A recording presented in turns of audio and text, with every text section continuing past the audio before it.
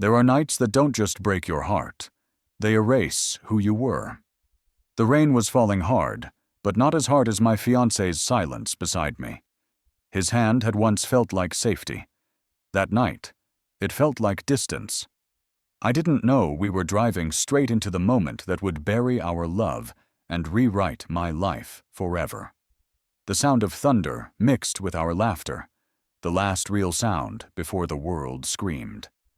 I remember his eyes in the flash of headlights, wide, afraid, not for me, but for himself. There was no time to react, only the taste of metal, the tearing of glass, and then nothing but silence, thick, heavy, eternal. My body felt like it no longer belonged to me, and my last thought before the dark swallowed me whole was his voice shouting, not my name, but help. When I woke, everything was white. Walls, lights, sheets, bandages. The air smelled like antiseptic and sorrow. Tubes ran into my body where dreams used to live. My throat burned when I tried to speak, and when I finally did, his name escaped my lips like a prayer. No one answered. The nurse smiled with pity that felt colder than death itself. He came, she said softly. Once. Once. That word echoed louder than the crash. I turned my face toward the window where the rain still fell, tracing paths down the glass like tears I couldn't shed. They told me I was lucky to survive, but I didn't feel alive. I felt abandoned, a ghost of the woman he used to love. My body was covered in scars, my face hidden beneath bandages, my heart a graveyard of promises. Every time the door opened, I hoped it was him. Every time it closed, a part of me died a little more. Days blurred into nights. Pain became a rhythm I learned to breathe with. I stopped asking for mirrors. I didn't need to see what he had left behind. I already knew. My reflection was living proof of everything he couldn't handle. I lay awake most nights listening to the heart monitor beep beside me, the slow reminder that I still existed, even if I no longer mattered to him. The accident had broken my bones, but his absence broke my soul. Sometimes, in the quiet hours before dawn, I'd imagine him walking through the door. I'd picture his eyes filled with regret, his hands trembling as he took mine. I told myself love had to mean more than beauty, that maybe one day he'd see past the scars. But as the weeks passed, reality settled in. He hadn't just left the hospital. He had left me, for good. I tried to let go. But how do you let go of someone who made you believe forever was real? The painkillers dulled the ache, but not the emptiness. Even sleep became cruel, filled with dreams of what used to be. My mother's voice said I should be grateful for life, that maybe this was God's way of giving me a second chance. But what good is a second chance when the person you were died in the first?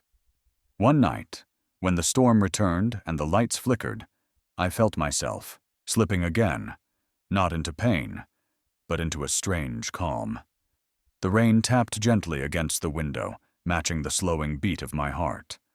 I was tired, too tired to fight. I let my eyes close, surrendering to the dark, ready to drift wherever broken hearts go. But just as the darkness reached for me, I felt it, a hand, warm and steady, closing around mine. The touch was firm, but gentle, grounding me in a world I had already left behind. A voice followed, soft, yet unshakably certain, whispering close to my ear, "You're safe now. I won't let go." It wasn't his voice. It was deeper, stronger, full of quiet promise. And in that single heartbeat, I knew fate had sent someone new into the wreckage of my life. Someone I didn't know yet, but whose voice would become the beginning of everything I had left to live for. When I opened my eyes again, the world was blindingly white, cold, sterile, and humming with the quiet rhythm of machines keeping me alive. For a moment, I thought I had died and been reborn somewhere between life and nothingness. But then I saw him, standing by the window, his white coat streaked with exhaustion and quiet purpose, the kind of man who carried other people's pain without ever showing his own. He wasn't looking at me out of duty. He was looking at me like I mattered.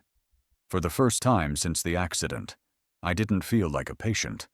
I felt like a person worth saving. He turned when he realized I was awake, and that same calm voice, the one that had reached into the darkness to find me, spoke again. "You made it," he said softly, as if survival was something sacred. His eyes were warm but steady, not pitying, not cautious, just real.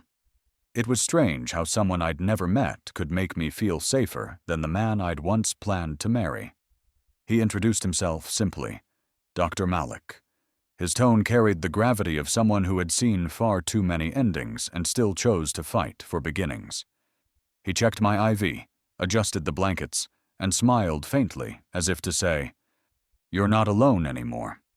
I wanted to thank him, to tell him that those words, "You made it," meant more to me than life itself, but my voice trembled and broke before it reached him. He only nodded, understanding more in my silence than words could ever explain. Days folded into one another like pages from a book I wasn't ready to read. I watched the world through the hospital window, people moving, living, laughing, while I learned to walk again, to breathe without pain, to exist without him. But Dr. Malik was always there, his presence quiet yet constant. He didn't fill the silence with small talk or sympathy. He just existed beside me, his stillness carrying a kind of peace my broken body couldn't find on its own. He became a rhythm in my recovery. Morning rounds, gentle encouragement, a soft joke that made me forget, if only for a heartbeat, the weight of what I'd lost. He taught me to hold a cup again, to lift my arm, to look into a mirror without fear. "You're healing," he would say. "Never you'll be fine. Never you're lucky." Healing. A word that meant movement, progress, hope. But beneath every small victory, grief lingered. The ghost of a man who had promised forever and vanished when it mattered most. Sometimes I'd catch myself glancing at the door, half expecting my fiancé to appear, to fall to his knees and tell me he couldn't live with what he'd done. But he never came. His absence filled the room like another kind of wound, invisible, but impossible to ignore. One morning, while Dr. Malik checked my pulse, I asked the question that had haunted me for weeks. "Why do you stay so late?" He looked at me for a long moment before answering. "Because some lives deserve more than medicine." His words lingered in the air, soft but unshakable. I didn't know what he meant then, but part of me wanted to. The nights grew quieter. The pain eased. My heart began to understand something my mind refused to accept, that perhaps the person I had loved wasn't meant to be the one who saved me. Maybe destiny had been waiting in a white coat all along. Still, I clung to what remained of my past, the memory of a love that used to feel like forever. That night, unable to sleep, I stared at the ceiling as rain whispered against the window. The same rain that had once taken everything from me. The hallway light flickered, casting long shadows across the floor, and through the glass door I saw him, my fiancé, standing there, eyes hollow, face pale beneath the fluorescent glow. For a fleeting second, hope surged through me. I thought he had finally come back, but then, without a word, he turned and walked away. My chest ached, my heart breaking all over again, but before I could call out, I felt a quiet presence beside me. Dr. Malik stood in the dim light, his expression calm but resolute, and said in a voice that trembled with truth, "Some people spend their lives promising forever. Others prove it." At that moment, I realized fate had closed one door only to open another, and the stranger who refused to leave had already stepped through it. I thought I had already cried all the tears I had when I woke up shattered and alone, but I was wrong. Pain didn't break me. Reflection did. The day they brought the mirror felt more cruel than the night of the accident. They held it up like mercy, but when my eyes met the woman in the glass, I couldn't breathe. Her skin was stitched with scars, her lips pale, her beauty replaced by survival. It wasn't me looking back. It was someone life had burned and then forgotten to finish. My voice cracked as I whispered, "He won't love me anymore." And before the tears could fall, Dr. Malik's voice came from beside me, low and sure. "Then let me teach you to love yourself first." I couldn't answer him. The words lodged somewhere, between grief and disbelief. How could he say something so simple when everything about me felt ruined? I turned my face away, hiding from both the mirror and his gaze. But he didn't leave.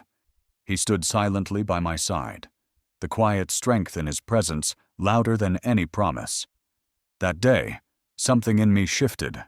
Just a fracture at first, a tiny crack in the wall I had built around my heart. But it was enough for the light to find its way in. The days that followed were a strange blur of routine and recovery. Physical therapy, checkups, medication, a loop that repeated endlessly. My body healed faster than my spirit. The nurses were kind, but their smiles were careful, the kind given to someone on the edge of breaking. Dr. Malik, though, was different. He treated me not like a fragile patient, but like a person still learning how to exist again. His confidence in me was quiet, but relentless. "You're stronger than you think," he'd say, every time I faltered. And though I never said it aloud, I began to need those words more than the painkillers. One afternoon, he brought me a small hand mirror and placed it on the table beside my bed. "You don't have to look today," he said softly. "But one day, you will. And when you do, you'll see more than scars." His calmness unnerved me, not because I doubted him, but because I wanted to believe him too much. After he left, I sat staring at the covered mirror for hours, the reflection I feared hiding beneath a thin white cloth. I told myself I wouldn't look, but curiosity is cruel. When I finally lifted the cloth, I saw her again, the stranger with my eyes. I should have looked away, but something made me stay. The tears came, but they weren't just for what I'd lost. They were for everything I had survived. Dr. Malik was right. The mirror didn't just show pain. It showed proof. Proof that I had faced something meant to destroy me and lived. For the first time, I didn't hate my reflection. I just didn't know her yet. That realization didn't heal me instantly, but it gave me something to hold on to. A beginning. Over time, I began to notice how he looked at me. Not the way others did, with pity or curiosity, but with a quiet recognition, as if he saw strength even I couldn't see. His presence had become the one constant in my shifting world, the anchor in my chaos. And though I tried to ignore it, my heart had begun to trust him in ways I wasn't ready to admit. That night, as rain whispered against the hospital windows, I sat awake, staring at my reflection in the dark glass. My face was a faint outline against the night sky, half ghost, half survivor. Then movement caught my eye. Outside the room, through the dim corridor light, I saw Dr. Malik standing with another doctor, his voice low but firm, his expression fierce with conviction. "She's not leaving this hospital until I say she's ready," he said, his tone edged with something more than professionalism. The other doctor tried to argue, but Dr. Malik's voice rose. Not in anger, but in protection, in something that sounded like care turned into courage. As I watched him, a strange warmth settled in my chest. Not the kind that came from gratitude, but something deeper, something dangerous. For the first time, I didn't see a doctor fighting for a patient. I saw a man fighting for me, and it terrified and comforted me all at once.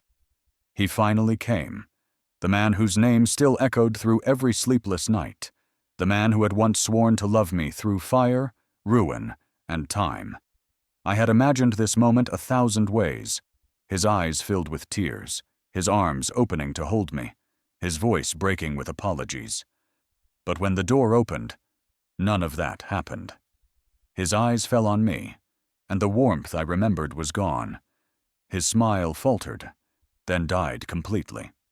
I watched the love fade from his face, like the last flicker of a dying flame. He took one step forward, then stopped, the space between us suddenly endless. "I can't do this," he whispered, his words trembling but final. And before I could ask what this meant, he turned and walked away, leaving the air heavy with silence that felt worse than death.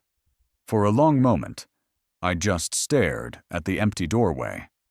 The flowers beside my bed had begun to wilt. The clock on the wall ticked with cruel indifference. Somewhere in the corridor, a nurse laughed, the sound sharp and distant, as if it belonged to a different world entirely. My hands trembled in my lap, my voice lost beneath the weight of disbelief. I had dreamt of this reunion every single day, rehearsed what I'd say, how I'd forgive, how I'd hold him despite the pain. But reality was colder. He hadn't come to heal what was broken. He'd come to bury it.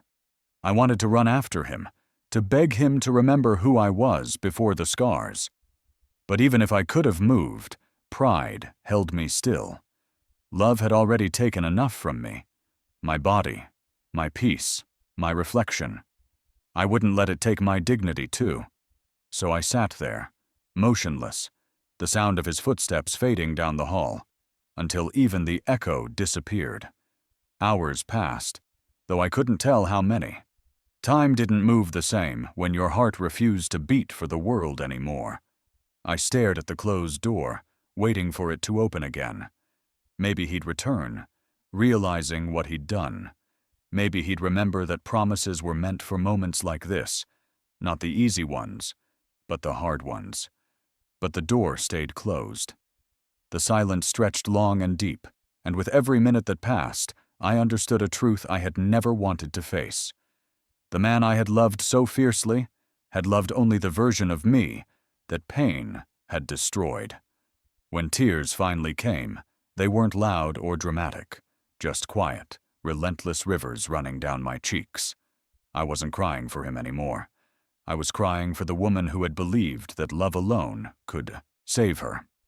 I pressed my palms against my chest, as if to hold myself together, and whispered into the emptiness, "You said forever." The words felt small, swallowed by the room that had witnessed every stage of my breaking. The world outside my window went on, rain falling softly against the glass, cars moving, people laughing somewhere I couldn't see. It was strange how easily life continued, even when yours had stopped. I didn't hear Dr. Malik come in. The door opened quietly, and before I could wipe my tears, his reflection appeared in the window beside mine. He didn't ask what happened. He didn't need to. His eyes said he already knew.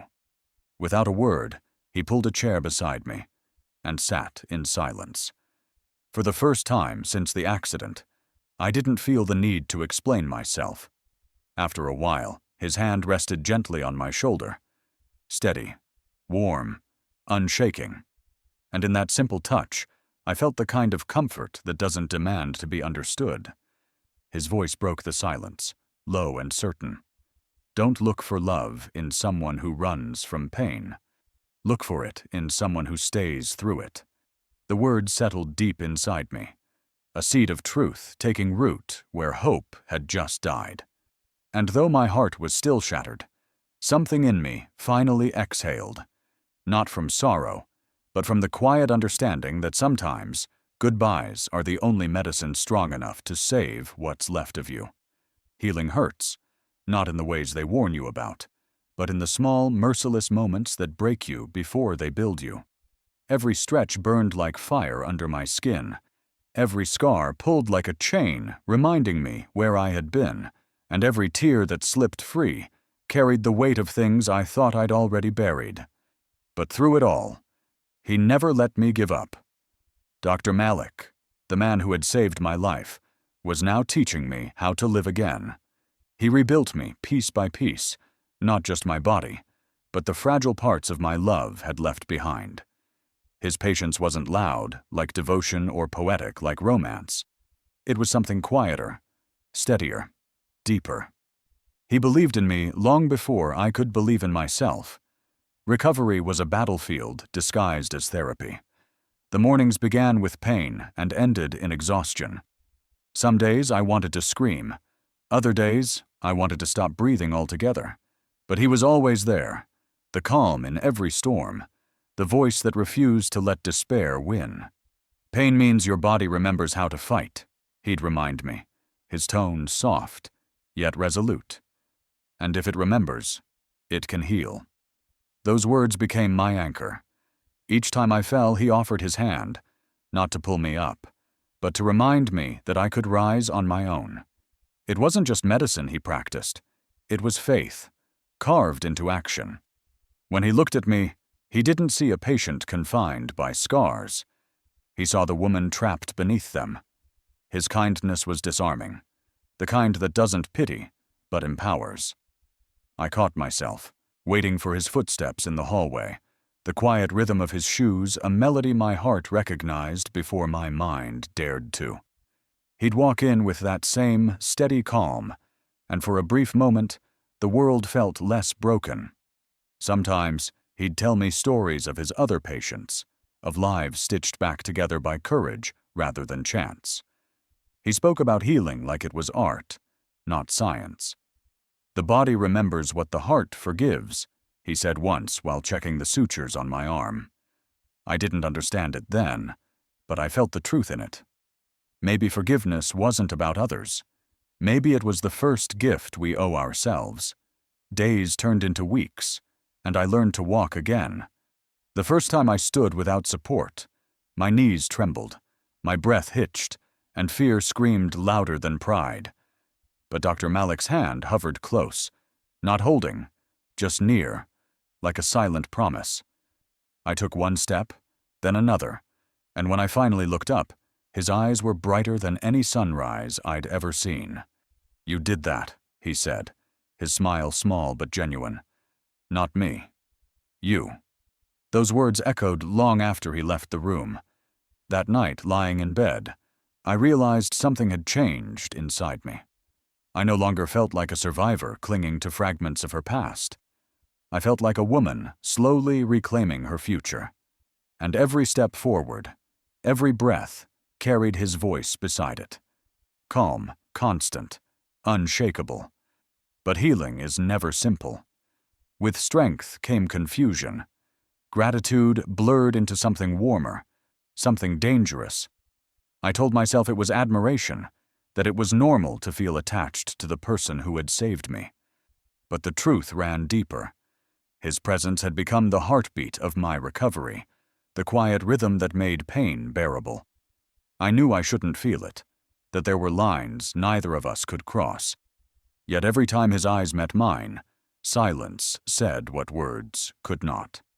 One evening, as the sun bled gold through the blinds, he changed the dressing on my arm with the same precision he always had. But this time, something was different. The air felt heavy, charged with something neither of us wanted to name. His hands brushed against mine, and for a single suspended heartbeat, the world stilled. He froze, his breath catching, his gaze flickering up to meet mine. Between us, there was no doctor, no patient, just two broken souls who had found refuge in each other's pain. He pulled back slowly, his voice quiet, careful, but his eyes spoke everything he couldn't say. And as he turned away, my heart whispered the one truth I wasn't ready to face. Healing hadn't just mended my scars, it had found its way into my soul. I kept telling myself it was gratitude, not love. A fragile illusion I repeated like prayer each time he entered the room. But hearts are traitors. They bloom where they shouldn't, and mine had already chosen rebellion. The way he said my name wasn't clinical or detached. It was soft, reverent, as if speaking it kept me alive. And when he smiled, the sterile white walls of the hospital faded into something that almost felt like hope. What terrified me most wasn't how much I needed him. It was how much I wanted to. Because behind every glance, every careful touch, was a truth I couldn't ignore. The gold ring on his finger. It caught the light like judgment, a small cruel reminder that some hearts, no matter how kind, already belong to ghosts. There were moments between us that felt suspended outside of time. He would sit by my bed, reading my charts or checking the monitors, and silence would stretch between us. Not awkward, not empty, but heavy, with everything neither of us dared to say. The world beyond the hospital seemed distant, irrelevant. I had stopped measuring days by pain or progress. I measured them by his visits. When he walked in, my body forgot how to ache. When he left, the room turned cold again. But with every heartbeat that leaned toward him, guilt followed close behind. I told myself he was just being kind, that doctors were supposed to care, to listen, to stay. But kindness doesn't linger after hours. Kindness doesn't remember your favorite tea or the songs you hum under your breath. Kindness doesn't look at you the way he did, as if you were something both sacred and forbidden. Sometimes I caught him staring, not in pity, but in thought, like he was trying to solve a puzzle only his heart could understand. Once I asked him why he wore his wedding ring, even when he wasn't on duty. His expression changed, a flicker of something unguarded, painful. Because, he said quietly, some promises outlive the people who made them. I wanted to ask more, but his voice made it clear. The past still had a hold on him, and I had no right to compete with ghosts. And yet, I couldn't stop the feeling that grew between us. Slow, patient, inevitable. It wasn't loud like my past love. It was quieter, deeper, something born of shared silence and sleepless nights. He never crossed a line, but every look felt like one we might someday regret. I found myself longing for his footsteps in the hall, his voice saying my name, the way his presence steadied my world. It wasn't fair, not to him, not to me, but hearts rarely ask permission before they break their own rules. One evening, the sky outside was drowning in rain. Thunder rumbled softly, the kind that feels like a heartbeat echoing from heaven. He came in later than usual, his shoulders heavy with exhaustion, his white coat damp from the storm. He didn't speak at first, just sat beside my bed, his hands clasped, his eyes distant. I could see it then, the weight he carried, the grief that lived in the quiet corners of his soul. When he finally spoke, his voice was raw, the calm in it cracked by something fragile. "I owe you the truth," he said, his gaze fixed on the window. "You deserve that much." My chest tightened, fear and curiosity warring inside me. His fingers brushed the edge of his ring, the faint glint of gold catching the dim light. "She's gone," he whispered, his voice trembling like a confession that had waited too long to be freed. "My wife's been gone for 2 years, and I still wear this ring to remember that I failed to save her." His words fell heavy between us, the silence afterward louder than any thunder outside. For a moment I couldn't breathe, not because of what he said, but because of how his pain reached for mine, intertwining our brokenness in ways I could no longer deny. The rain pressed against the window like a heartbeat, steady and sorrowful, and in that fragile space between grief and comfort, I realized that maybe love doesn't always begin. Sometimes it's born from what's left after everything else has died. Whispers travel faster than truth, especially in places built to hold secrets. It started small, the shift of eyes when I passed, the hushed tones that fell silent the moment I entered a room. The nurses had begun to look at me differently, some with pity, others with quiet judgment, as though I were a sin waiting to be confessed. I tried to ignore it, tried to keep my gaze steady and my voice calm, but the walls had already begun to talk. They carried his name and mine in echoes, fragments of moments we hadn't meant to create, but couldn't undo. Every time he walked through the door, every time his voice filled the room with that quiet steadiness, my heart betrayed me. And though I tried to pretend otherwise, my pulse had learned his rhythm too well. He started to keep his distance. Not out of indifference, I knew that much, but out of duty, the invisible line neither of us dared to cross. He stopped sitting too close, stopped letting silence stretch too long between us. His eyes no longer lingered, yet somehow I could feel them everywhere. When he spoke, it was only medicine, recovery, progress, the safe things. But beneath those words, there was something else, something unspoken that trembled like a held breath. The nights were the hardest. The whispers didn't stop when the lights went out. They just changed shape. The sound of footsteps outside my room, the scrape of gurneys in the dark, the faint hum of the air conditioning blending with voices I couldn't place. My body healed, but my mind grew restless. I told myself to be grateful. I was alive, breathing, walking again. But gratitude had begun to taste like guilt. I was falling for the man who had rebuilt me, and the guilt of that love felt heavier than any wound. The next morning, I overheard two nurses in the hallway. "It's not right," one whispered. "He lost his wife, and now he's getting too close to her." I froze behind the curtain, my breath catching in my throat. "She's vulnerable," the other replied. "And he's only human. Maybe they're saving each other." Their voices faded, but the damage was done. Saving each other. The words twisted inside me like a knife. Was that what this was? A rescue mission built on shared loneliness? That day, I could barely meet his eyes. When he entered the room, carrying his usual calm with him, I felt shame burned through my skin. He noticed. Of course he did. "You're quiet today," he said, setting down the chart. I forced a smile, the kind that hurts to hold. "Just tired," I murmured. But he didn't believe me. He never did.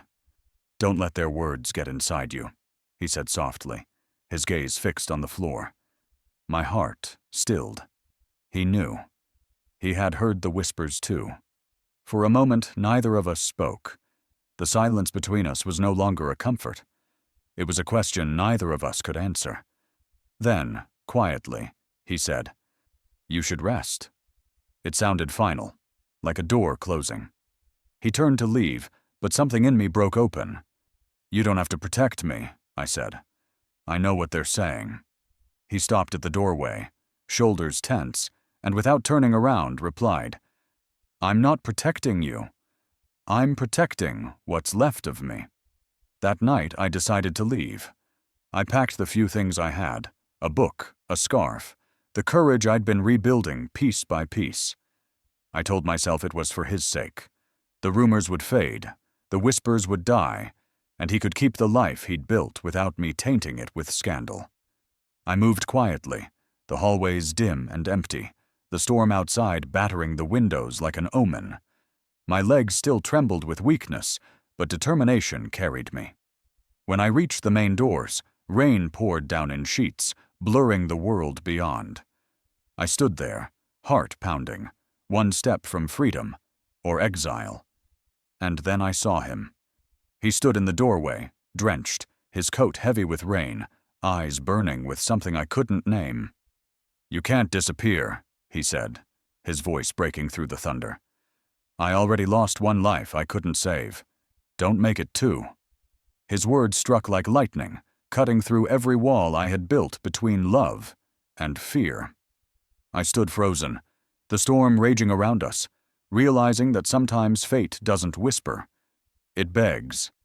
And in that moment, I didn't know whether to run toward him or away, before we both drowned in what our hearts already knew. Fate has a cruel sense of humor. It never forgets its favorite victims. I used to think the worst night of my life was the crash that took everything from me. But I was wrong. The universe doesn't always destroy you once. Sometimes it waits until you start healing, until you dare to hope again. And then it strikes. Harder. That night, the air was thick with rain, the same haunting rhythm that had followed me since the first accident. We were driving back from the hospital.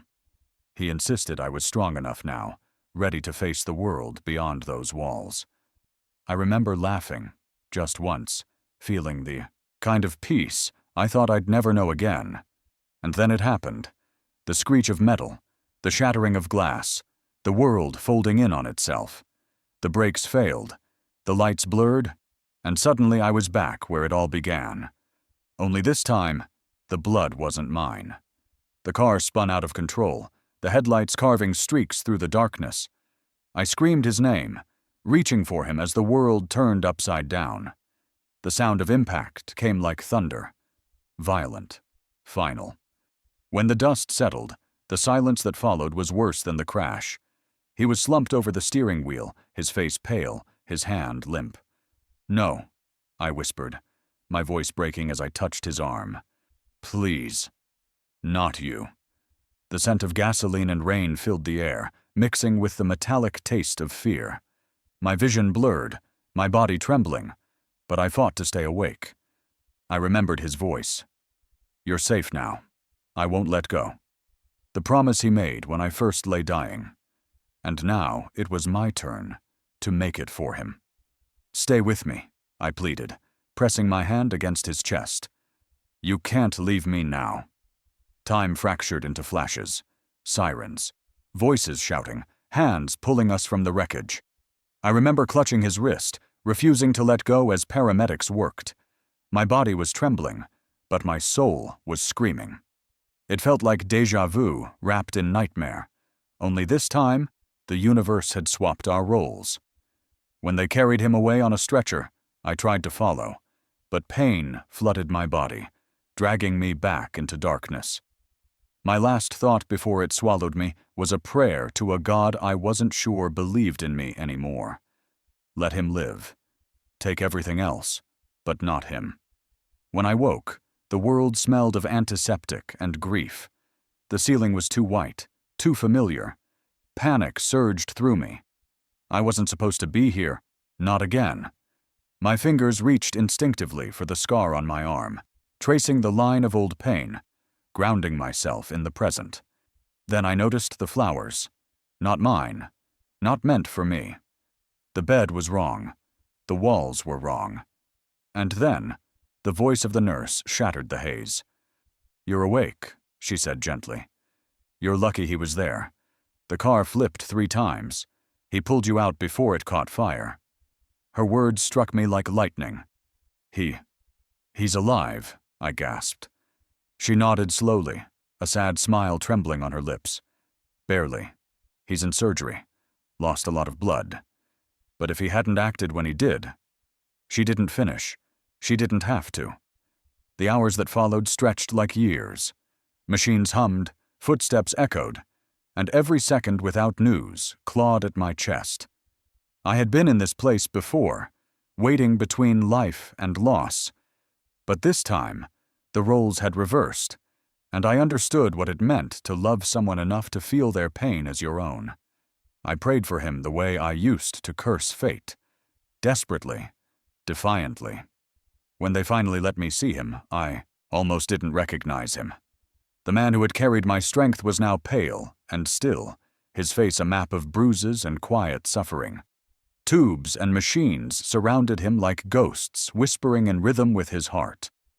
I took his hand, trembling, afraid to break him, afraid not to.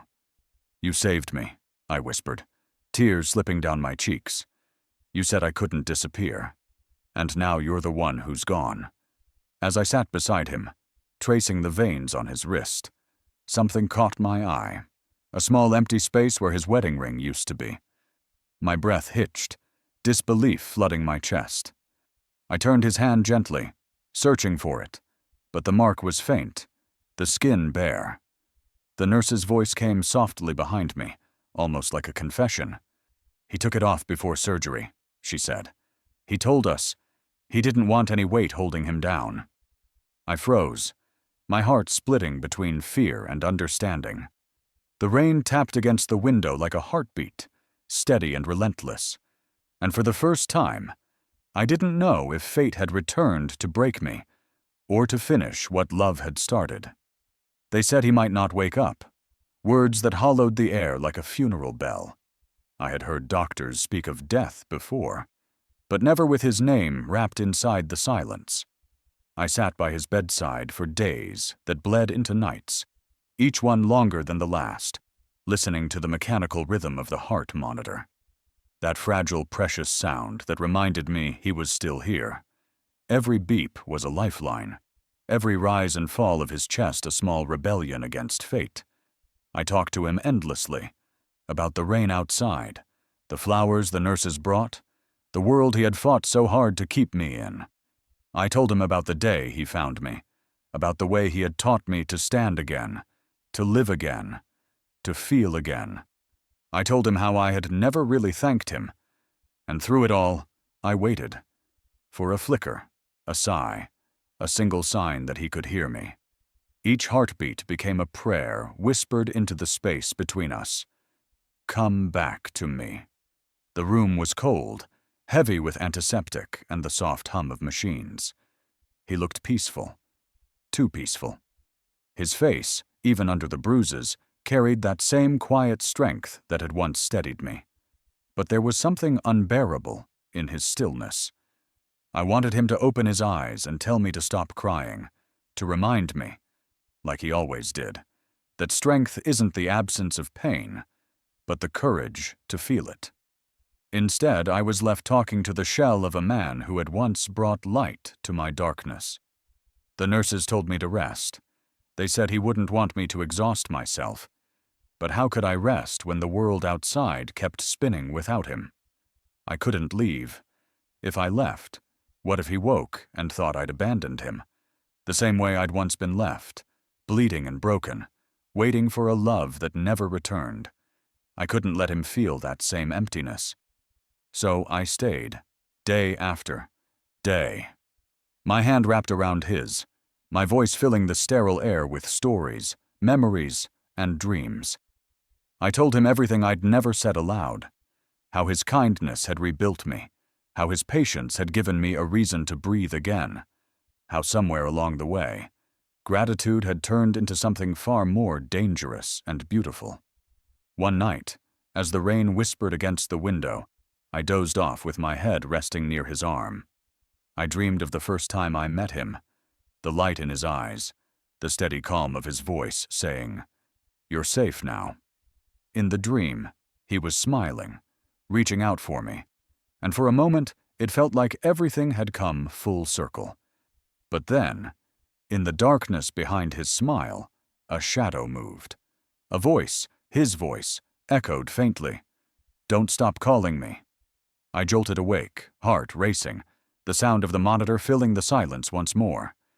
His chest still rose and fell, steady but faint, his pulse faintly visible beneath the skin of his wrist. I reached for his hand, my fingers trembling. "I'm here," I whispered. I never stopped calling your name. The days blended into one another.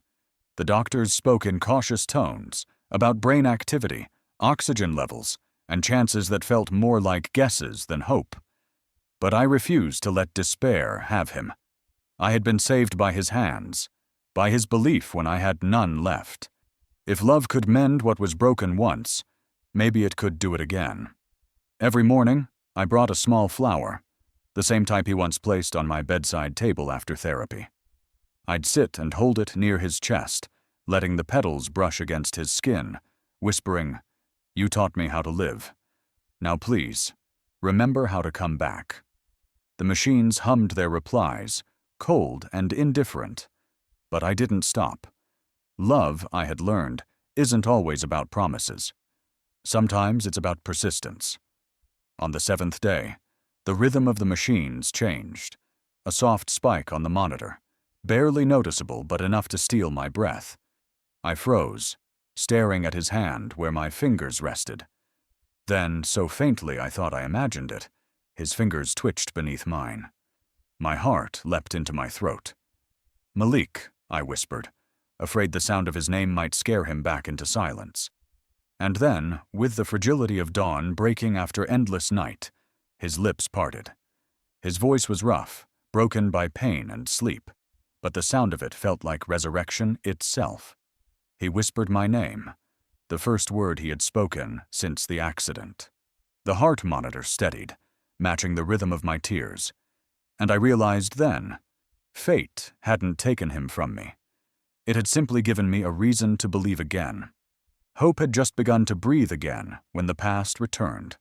uninvited, dressed in apology, and reeking of regret.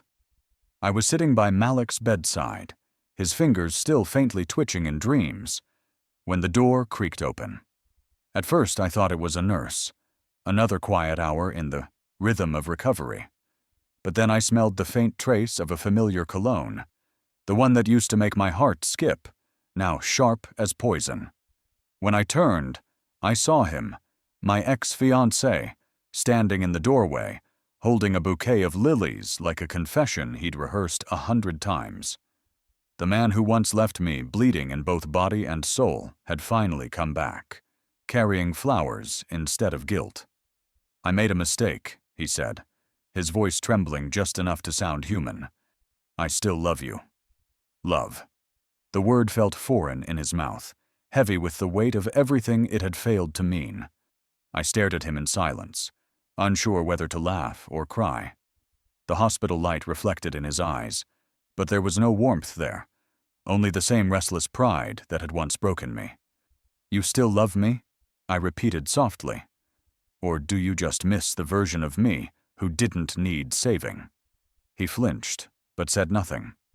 I looked down at my hands, at the scars that had rewritten my body's story. Once I would have hidden them from him, ashamed of the proof that I had survived without his love. Now, they felt like armor. He stepped closer, setting the flowers on the table beside Malik's bed, as if he didn't see the man lying there, the one who had rebuilt what he destroyed. "You don't belong here," he said, his tone softer now, coaxing. "You deserve more than hospitals and broken dreams. You deserve the life we planned, the one we lost." His words fell like a trap disguised as comfort. Once they would have worked. Once I would have reached for that illusion of safety. But not now. "I lost that life the night you walked away," I said quietly. "And I found something stronger in the ashes." He blinked, confused, as though the woman before him wasn't the same one he'd left. In truth, she wasn't. The girl he had loved was gone, buried under wreckage, resurrected in resilience. I glanced at Malik's still form, the faint rise and fall of his chest a steady reminder of who had stayed when the world walked out. My ex took another step closer, desperation bleeding through his practiced calm. "He's just your doctor," he said bitterly. "Don't tell me you've fallen for him. You don't even know who he is." I met his gaze, and for the first time, I didn't look away. "I know who he is," I said, each word deliberate. "He's the man who ran into fire when you ran from rain." The silence that followed was sharp enough to cut. He opened his mouth, maybe to argue, maybe to apologize again, but the truth had already silenced him. A knock echoed from the doorway, soft, almost hesitant. The sound felt like the closing of one chapter and the beginning of another. I turned toward the door, my heart already knowing before my eyes confirmed it.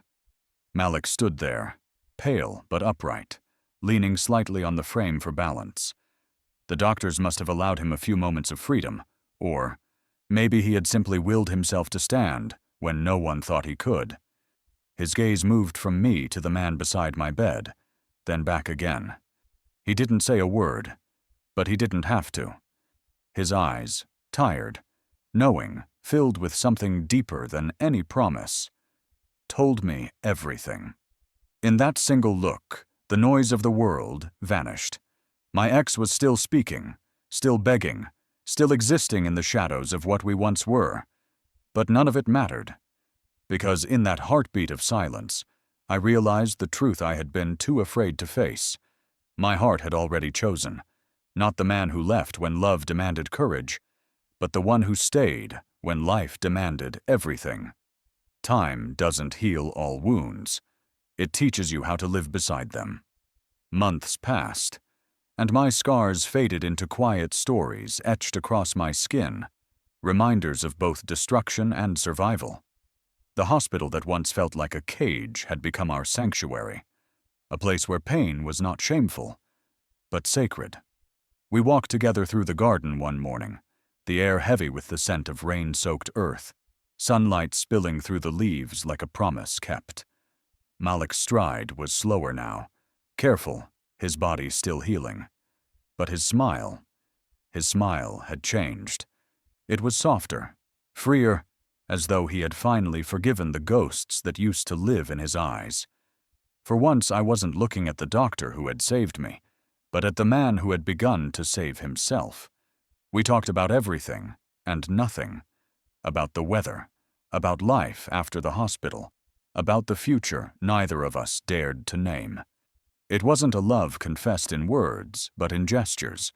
The way he handed me my coat when the breeze grew cold, the way our hands brushed when our paths narrowed, the way silence between us no longer hurt. I had thought love needed grand declarations, but Malik taught me that sometimes the quiet moments speak the loudest. When we reached the fountain at the garden's center, he stopped. The sunlight filtered through the branches, painting golden halos across his face.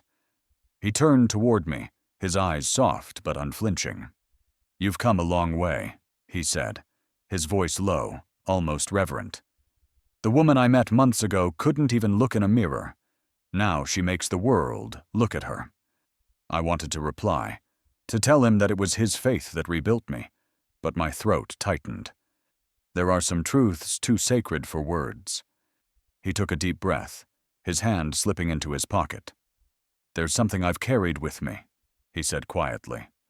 "Something I need to let go of." I frowned, unsure, watching as his fingers curled around something unseen. Then, slowly, he opened his palm. The light caught the small gold band resting in his hand. His wedding ring. The symbol that had once chained him to grief now glimmered like an offering. My breath caught. The air between us stilled. "I used to wear this to remember her," he said, his voice trembling, like a confession. "To remind myself of what I lost, and of the life I couldn't save." He looked down at the ring, then back at me. "But every time I look at it now, I realize I've been remembering the wrong thing. This ring doesn't have to mean loss anymore.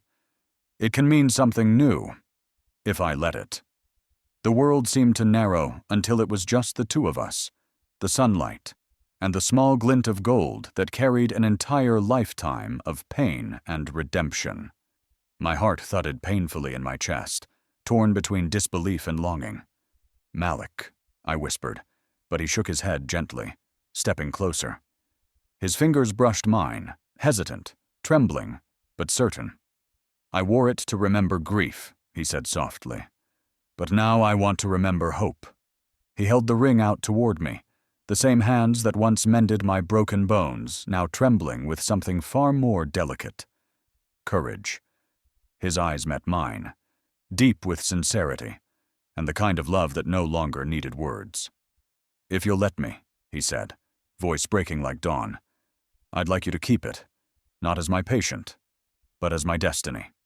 For a heartbeat, everything inside me stilled. The pain, the past, the fear. All I could feel was the warmth of his hand, the ring glinting between us like a bridge between two broken souls finally learning how to heal.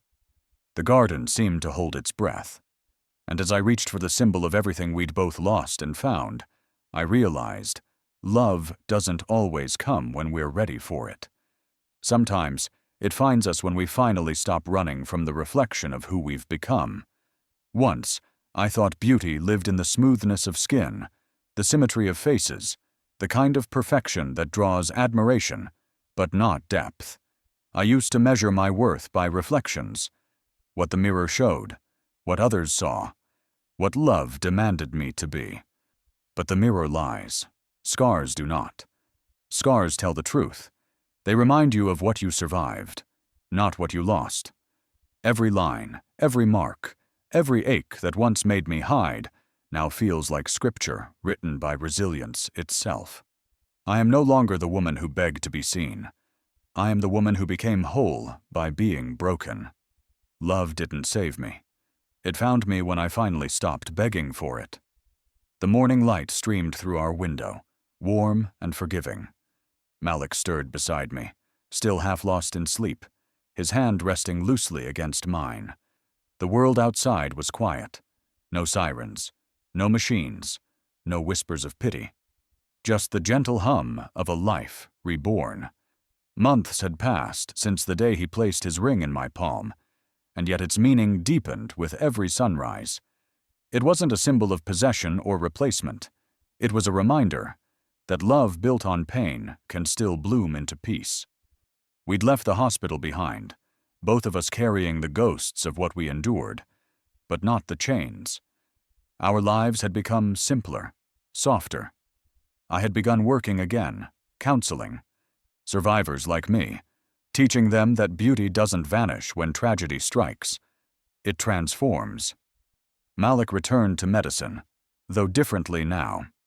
He said he no longer treated wounds as things to erase, but as stories to understand. We were both healing in our own ways. Him from guilt, me from grief. Sometimes at night, I would catch him staring at me with that quiet intensity that first drew me in.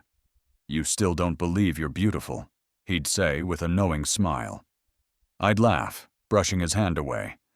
"Not in the way the world defines it," I'd reply. "But maybe that's the point." And he'd nod, his eyes soft. "Beauty isn't what you show," he'd whisper. "It's what you survive." There were days when I still flinched at my reflection, when old fears resurfaced, whispering that I wasn't enough.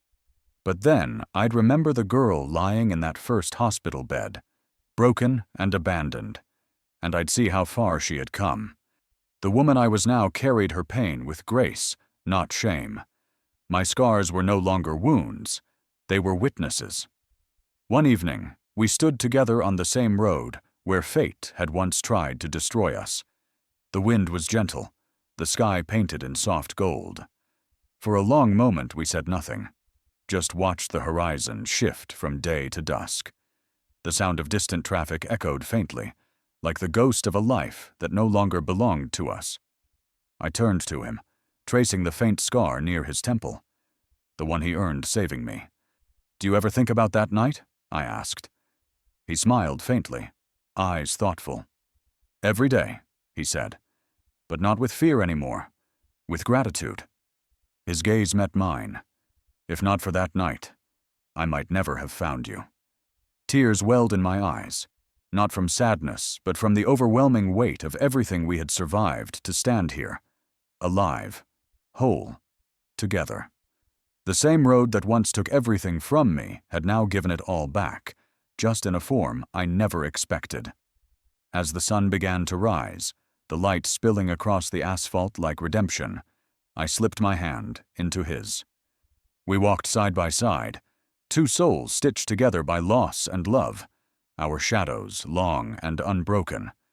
I looked up at him and smiled, my voice barely more than a whisper carried by the morning breeze. "Maybe the accident didn't destroy me," I said softly. "Maybe it led me to you." He stopped, turned toward me, and for a heartbeat, the world held its breath. "No," he whispered back, his eyes shining. "It led us to each other."